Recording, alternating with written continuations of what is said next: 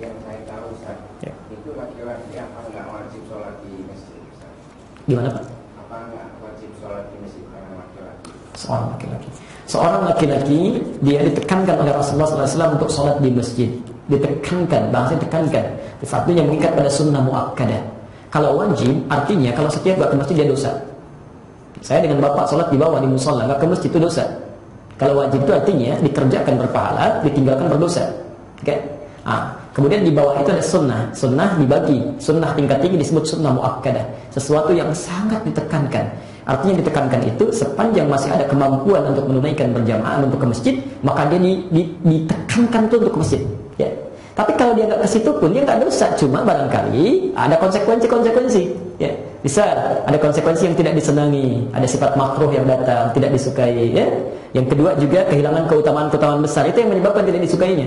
Ya. Karena itu seorang Abdullah bin Abi Umi Maktum, sahabat Nabi, matanya buta, tempatnya cukup jauh dari masjid. Satu kali mengajukan pada Rasulullah keringanan rokhsah supaya menunaikan salat subuhnya, salat subuhnya di rumah. Karena jauh rumahnya dari masjid. Ya, beliau masih datang zuhur ke asar, bisa i'tikaf, maghrib ke isya bisa i'tikaf, tapi subuh keadaan gelap, suasana demikian, minta keringanan. Kata Nabi, cuma satu pertanyaan, atas ma'ul adzan? Apakah Anda mendengar adzan? Kata Abdullah bin Abi Maktum, bala, ya saya dengar. Kata Nabi, madum tasma'ul adzan fa'addiha fil masjid. Selama Anda masih dengar adzan, usahakan betul tunaikan di masjid. Masih kita bayangkan ya, mata nggak bisa lihat, jarak jauh ke masjid, tidak ada penuntun. Mendengar perintah itu barangkali sementara orang akan merasa berkeluh kesah, masih juga disuruh ke masjid ya. Tapi beliau punya keyakinan kalau Nabi meminta seperti itu artinya ada kemuliaan besar yang tidak didapatkan oleh yang lainnya. Maka kalau sekarang adzan subuh misalnya 4:30, itu jam 2:30 sudah mulai meraba jalan. Ya, datang ke masjid Nabi. Yang kita kenal yang suka adzan Bilal bin Rabah. Tapi sejak peristiwa itu adzan subuh selalu Abdullah bin Abi Umi Maktum. Ya, bahkan saat Ramadan itu sampai 2 kali adzannya. Ya, yang adzan pertamanya Abdullah bin Abi Umi Maktum untuk memberikan gambaran bahwa waktu fajar sebentar lagi tiba.